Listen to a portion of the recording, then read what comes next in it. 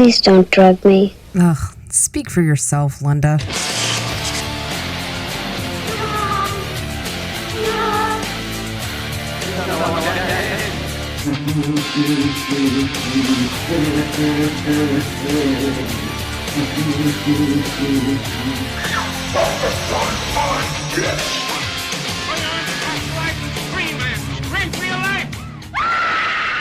a new world of gods and monsters. 4 years ago, The Exorcist shocked the world. Now, the struggle between good and evil goes on. Exorcist 2, The Heretic.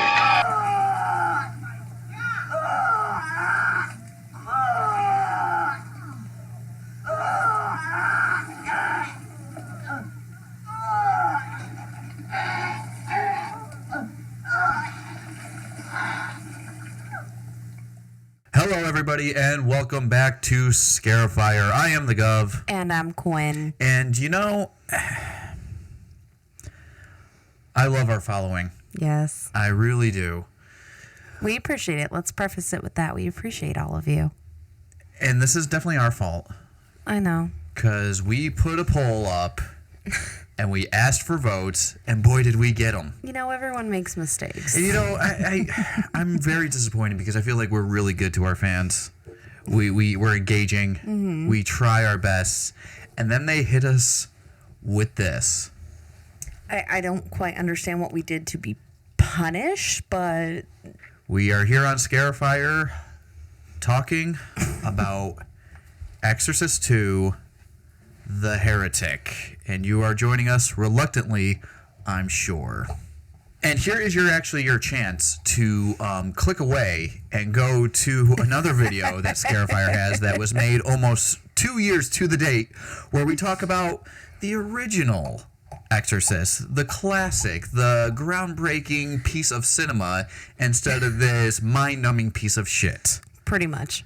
So please click. It's a lovely follow-up that we're doing right now. Spare yourself and click here. But if you want to continue this torture, we're sorry. And here is that film backstory.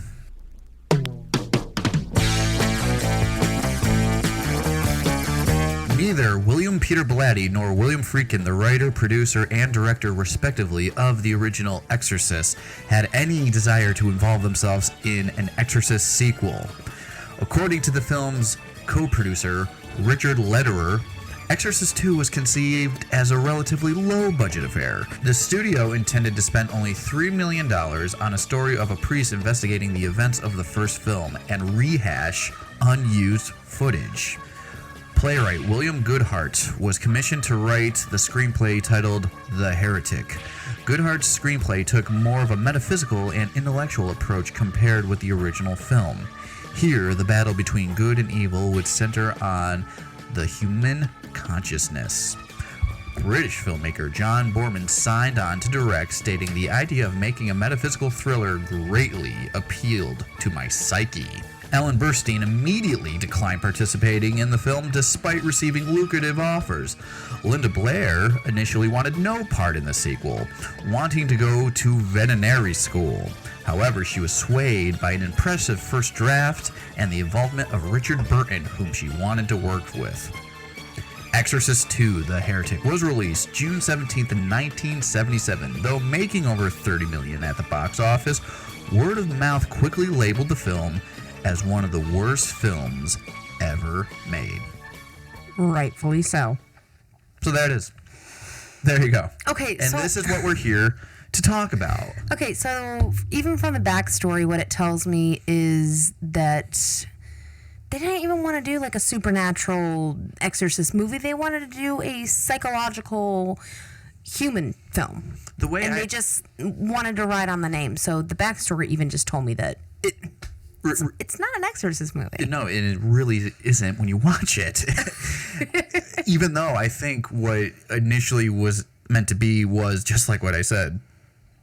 Spent only a couple million on it with this really weak storyline of a priest investigating the events of the first film. So then you could go back into the first film and reuse or rehash unused footage, which they sort of do still. Kind of. With the Max von Sydow stuff. They go back into the first film. It's not unused footage. It's actually reshot footage with a body double for Linda Blair, who refused to put on her demon makeup for this. Absolutely flat out refused to do it. So if you're like, wow, Reagan as a demon doesn't look the same, because it's not her. No, it's a body double. tell. And you can tell. tell. So bad. So I think they could have made a film if you took away the Exorcist name. They could have made a totally different film. I think that's one of the things that makes this film so disappointing, is because it says Exorcist, so you're expecting one thing and then you get lambasted with something totally different. Well, it got $38 million for a reason, because it it's had just the name. Yeah, it had the name Exorcist, but it had a lot more going for that. Because look at it, you look at the cast. You got Richard Burton. Legend. Fucking Richard Burton, exactly. Yeah, you legend. got Linda Blair, who's fresh off this phenomenon that she was largely responsible for. Yeah. You have Louise Fletcher, hot off her Oscar win in One Flew Over the Cuckoo's Nest. They had a strong cast, don't get me wrong. Director John Borman, who just gave us Deliverance. Yeah. This movie was set up so well. How could it fail? It failed.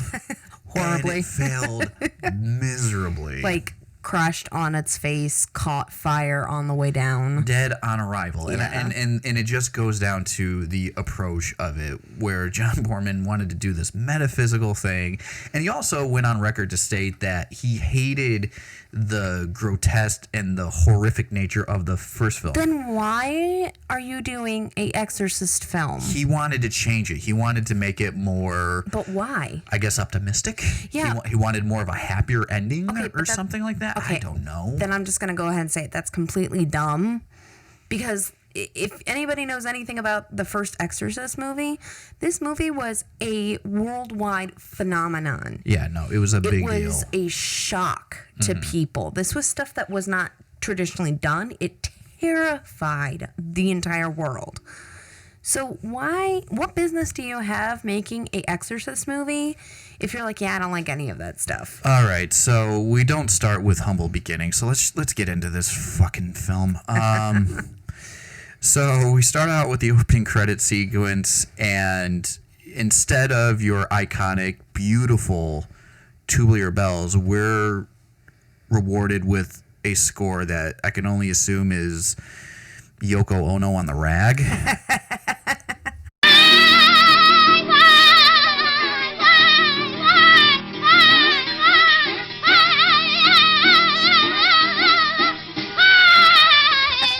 It is horrendous, and like from the opening credits, you know there's a big problem with this movie. No, it's like you are in trouble. The opening credits are the disclaimer and your get out of free card. It's literally like in the beginning of the show, like turn back now. Right, here's your opportunity. Exactly. And then as far as the plot goes, Quinn, you want to take a stab at it? I still don't know what I watched. Oh my God, literally, you just watch people staring at a light bulb. That's what it is. That's all it is. It's what it is. It's so just to take a stab. I'm not going to go into it scene by scene because why torture you? There really is no scene by scene. Exactly. So pretty much what it is it's 4 years later. Reagan apparently does not remember her possession, but she's obviously under some kind of investigation, or doctors are looking into like what happened and stuff like that, which leads her into this weird I guess psychiatric medical hospital where they push around giant foam lug nuts in the background, and there's a lot of mirrors and windows, and she's being looked over by Nurse Ratched. Don't know what the real character's name is, but it's fucking Nurse Ratched to me. That's all I know her as. And they're trying to see if she can unlock the hidden secrets of her mind and tell us what happened. Meanwhile, we see Priest Lamont, or Father Lamont, played by a very drunk Richard Burton. And he is a working exorcist, which completely contradicts Jason Miller in the first Exorcist when he tells Ellen Burstyn that it doesn't happen and it hasn't happened in hundreds of years. Right. But apparently this guy is He was secretive. he's job after job. and he's been failing at his job. So he goes That's what you get for working with independent contractors. Exactly. So he goes to speak with Reagan to try to figure out what she knows about Father Merrin's death at the hands of the demon in the first one. And that's when we're introduced to this fucking strobe light that appears in this film no short of 57 times, it seems like. If you have epilepsy, do not watch this film. And they hook themselves up to this machine, and it's, I guess, group hypnosis or something. It has something to do with getting on the same brain waves of the person sitting across from you. And we spend, like... I was so alarmed that when I'm watching this first sequence with this hypnotizer device thing, this flashlight, I paused the film when I was watching it for this review. I have seen it before. Have you? No, for good reason. Okay. So you were lucky this was first viewing. What you must have thought. I paused the movie to see how long we have left, and I was about to shit my pants when I see that this has only been like 11 minutes. Yeah. But I'm like, how could that be? This hypnotized sequence has been 75 minutes at least. Exactly. Oh my God, snail's pace, this film. I think this is one of the few films where I actually like the third one better than the second one. I don't think you're alone in that. No, I've had a couple people mention to me that it's one of the few films where the third one surpasses the second one. I'm not a huge fan of the third one, but I will gladly watch it over this one any day. And then in terms of the rest of the plot, it pretty much breaks down to there's the demon, I guess, is still hidden inside Reagan or has ties to her in some way. So it becomes this great adventure of let's join Richard Burton and Linda Blair on this adventure to find the demon known as Pez Dispenser. Pazuzu. Oh, okay, Gesundheit. Which leads us to a character played by James Earl Jones in adult form. He played a boy from, where were they, like Africa? Yeah. Or something like that, who was possessed by penicillin. And he was exorcised out of him, and he was like this weird locust wrangler kind of thing. And because, like, I guess like the locust is like a broken up form of Pazuzu or something like that. Which, by the way, Pazuzu sounds like a Pokemon character. I choose Pazuzu. Or at least locusts. Locusts are all over this fucking movie. So many shots of a goddamn locust, and there's like a guy riding on the back of one, like in Never Ending Story. And it's like an acid trip. It's just they love their hypnotism and they love their locusts. Which, in a note on the hypnotism, apparently director John Borman was so obsessed with this machine and the function of it and it actually working that he tried to get the entire cast and crew to do this big group hypnosis, to which Linda Blair was like, fuck no. Yeah, and no, she I don't never blame her. and she never partaked. Whether anyone else did, I don't know. How about no, you crazy Dutch bastard? So, and again, that speaks back to the cast because you had James Earl Jones. Who, thank God, had Star Wars this year. Exactly. So he think he did okay for himself. It's one of those films that is almost insulting because it very much reads as, yeah, the first one was great, but almost like, I know better. I know how they could have done better, and let me show you. And that's not only really rude, but again, it was a worldwide phenomenon. Well, ready for this? Because it was terrifying. What the hell are you doing? Ready for this? The script to this movie, The Heretic, was rewritten no short 5 times. Yeah, no, because I remember watching interviews with them, and even Linda Blair herself said, what we filmed, they kept changing, and they kept changing. Absolutely. And they kept updating it. So they were sold on one film, but they shot something totally different. This film, I don't understand the direction that they were going in. It almost reads like it was trying to be artistic. It feels like it was too smart. They try to be too smart for their own good. Yeah. I think John Boorman was really into himself, having just come off a very successful art film. And again, go back to the opening of the show, the talent behind it. It should have worked. Oh my God. No, they had a cast that you almost couldn't lose. And I really wonder what the original film would have been. And the funny thing is, like, they literally had to strong arm the people who did come back from the original one. Linda Blair was sold a bill of goods that she didn't receive, unfortunately. Which is why she didn't do the third one, if I remember correctly. And probably why you haven't seen her since. I thought she would have been a shoo-in for the old Fox Exorcist show that was a few years back. Yep, But nope. No, She not said her. no. It was Gina Davis.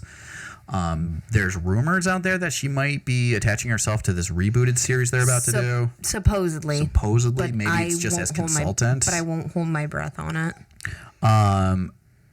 Also, Max von Sydow does technically return for this film, even though it's kind of hard to narrow it.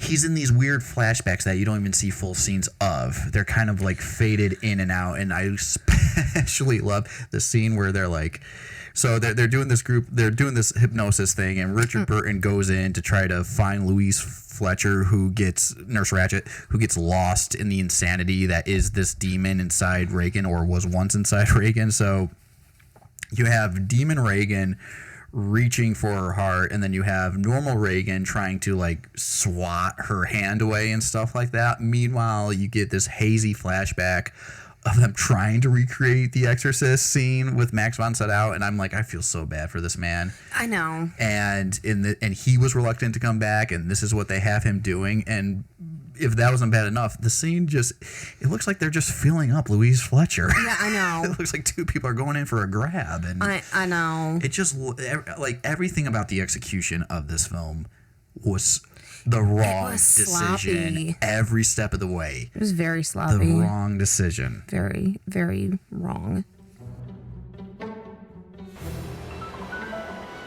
We feel now is the best time to tell you that Scarifyer is a proud supporter of Rue Morgue. Rue Morgue is the world's leading horror and culture and entertainment brand, spearheaded by its multiple award-winning magazine, Rue Morgue and Rue Morgue Digital.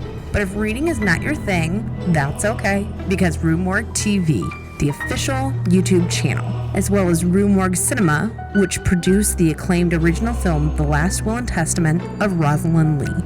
So head over to RueMorgue.com and subscribe to Rue Morgue Magazine for your bi-monthly slice of horror, culture, and entertainment today. Can I talk about the awkward elephant? Which is? Fucking Linda Blair. How old was she when she did this film? 17? She was 17. Fucking Richard Burton was what, 54? 52. 52. Okay, it was a couple of years old. Gross. Grody. Like, literally. I remember watching this film, and when she becomes, like, this, like, succubus type demon thing, and he launches himself at her, and I'm like, no. No. Yeah, so apparently, Pixelic likes the form of Reagan, even though he's out of her. So he still takes on the form of her, and in this case, instead of being a grotesque demon like in the first one with legendary makeup effects, she becomes more of a seductive kind of, as you put it, succubus and stuff like that. The problem is the age gap of 17 and 52, and the scene called for them to get really friendly with each other. I was about to say, it was a lot more graphic in the original draft of it. Well, actually, funny story about that. According to Linda Blair, yes, it was more graphic than the original, but she talked them into toning it down, or more specifically, I think her mother did. Wouldn't you? Props to you, Mom. In either way, Linda Blair wanted nothing to do with it, because at this point she saw Richard Burton as a like mentor father figure in terms of like acting, awkward. because she's been on record and said the only thing good that came out of this film is the chance that working with her hero Richard Burton, and she learned a lot from him, yada yada. Yeah. But anyway, so now it comes time for the scene. Not only did they change the script and put the more provocative elements back in, but apparently they storyboarded it, which made it even worse. And according to Linda Blair, this leaked back to her, and she's never seen them. But she did go up to an AD or maybe John Boorman himself and said, that is not happening. I don't even want to look at your storyboards. It's not happening. And it never did. Okay, but see, and I just would like to make a note, that to me is a great example of good, healthy feminism right there. Yeah. Saying, I'm not doing this. I'm not okay with it. Let's figure out something else. I'm just going to say, so props to Linda Blair for props to her. But then, a couple of years later, she hooks up with Rick James, so balance is restored. Well, I mean...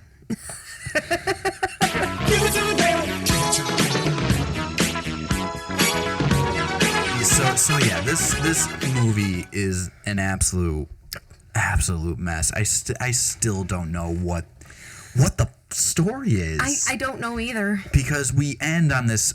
Okay, so and after this just nonsense of trying to connect A to Z and doing it horribly, you get to this quote optimistic ending that John Boorman wants, where the character of Sharon, played by Kitty Wynn, immolates herself. This is our happy ending, and oh, by the way, this big locust storm and the house blows up, and then I guess Father Lamont and new sidekick Reagan go off together, which is kind of weird to look at. See them like walking into the sunset together, especially after the necking that just went on inside the old house in Washington. Yeah, but I mean, it did have a positive ending, which is the credits started. Also, I don't understand the need to make Reagan a healer. I hate that. I absolutely hate that. So we can't just have a good old-fashioned demon possession because of innocence. It has to be because of a certain reason. Because I guess Pazuzu is trying to destroy these people with a natural healing ability. Well, that's the thing. James Earl Jones, again, plays an adult version of a character named Kokomo, Aruba, Jamaica. And he was possessed by Panene, and he was a healer himself. Yeah. And that was the connection between James Earl Jones, who plays Kokomo, Aruba, Jamaica, and Reagan, played by Linda Blair. It absolutely, as you put it, just totally dampens the original, where it was a simple story of evil's attack on innocence, and it just saturates it with like, well, there's a reason, there's a connection, instead, because apparently Reagan can make an autistic deaf girl talk. Well, the thing about it just by speaking to her. The thing about it is that's what the first film was so good about. It super simple. The first film was about the battle between good and evil. Boom.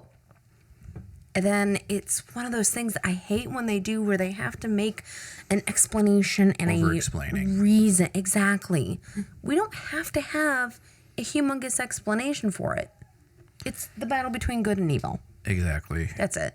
Can we talk about real quick how the one, apparently because you have to climb up this cliff in Africa to achieve your exorcism, and one of the guys who was like lugging Kokomo, Aruba, Jamaica, up here fell, and no one went to retrieve the body because apparently Lamont finds it. I was kidding. What? Not only did they not erect a ladder in like 40 years. But that's the other thing that I don't understand is how many plot holes there are. Like suddenly we're all of a sudden in Africa. And then suddenly we're back. The jump cutting is horrendous. It's terrible. They just literally just jump cut. Nothing is smooth. There's no transition. It's just A to B. For a movie that has such talent behind it, it's so poorly made. Exactly. And to follow it up with a movie that, honestly, I can say is a legend, and then you follow it up with that's kind of like a spit in the face. Well, this movie derailed and killed sequels for the longest time. This is one of the reasons. Do you blame them? No, absolutely not. This and Jaws. Well, no, I'm going to take that back. Jaws 2 was a success, and they did follow it up. I was about to say, Jaws 2 did pretty well.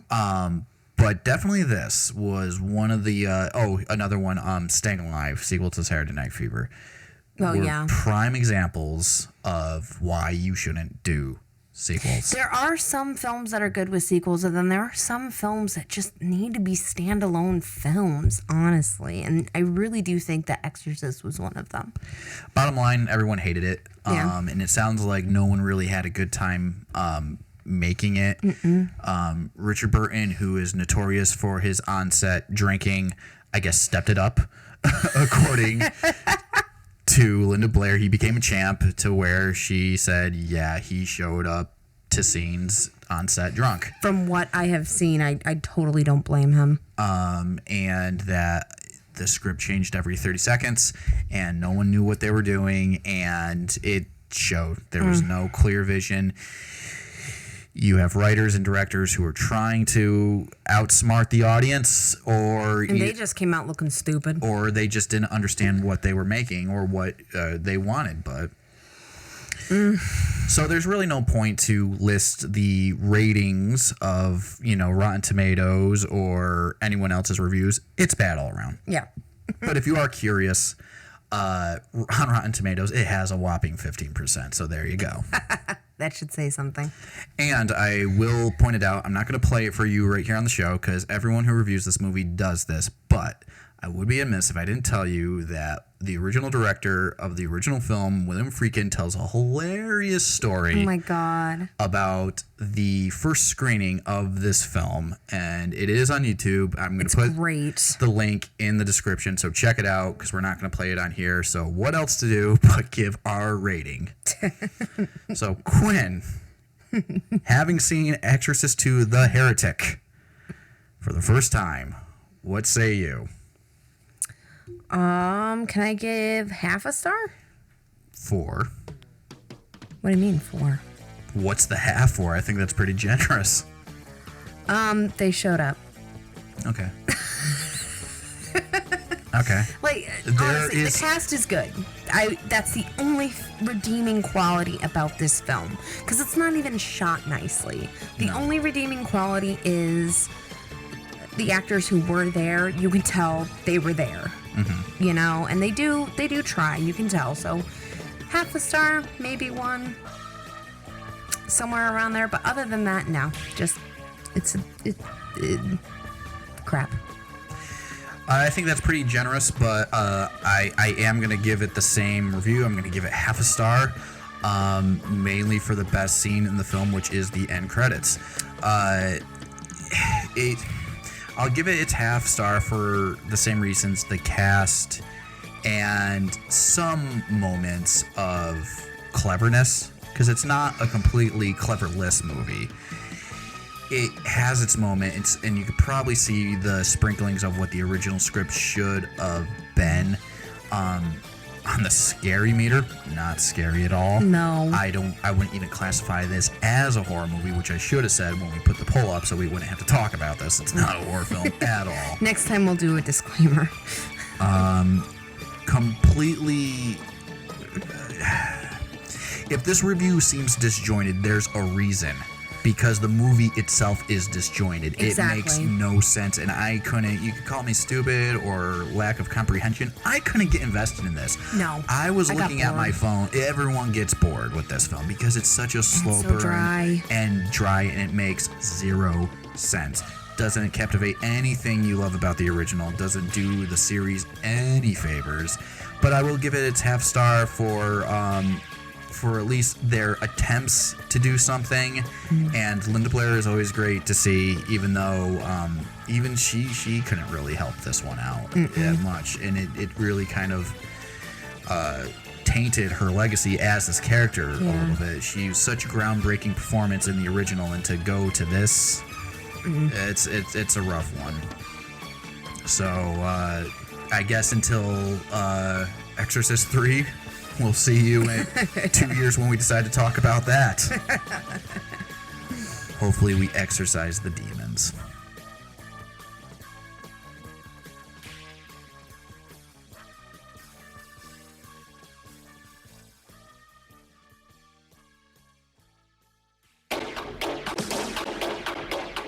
All right, the Gov is going to tell you real quick how to bring the horror into your own home with a handmade soy wax candle from American Nightmare Candle Company. The scents are inspired by locations iconic to the horror genre, places like the Overlook Hotel, Sleepy Hollow, and Elm Street. Each fragrance combination is carefully curated to transport you into the story, and the catalog is ever evolving. So head over to Etsy or to AmericanNightmareCandles.com and get 10% off when you use the code Scarifyer at checkout. This deal only makes sense, so get your American Nightmare candle today.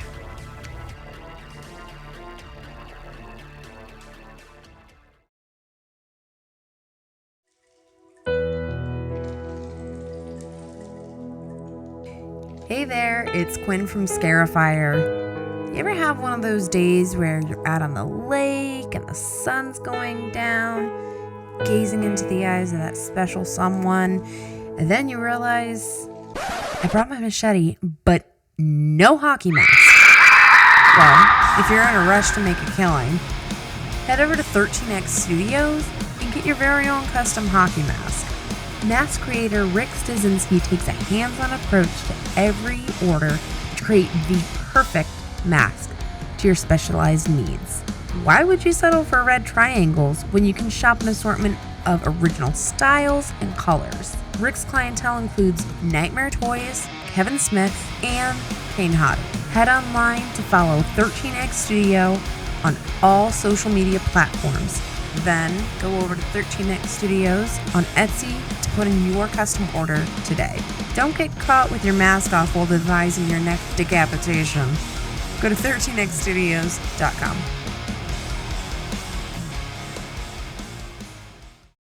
Scarifyer.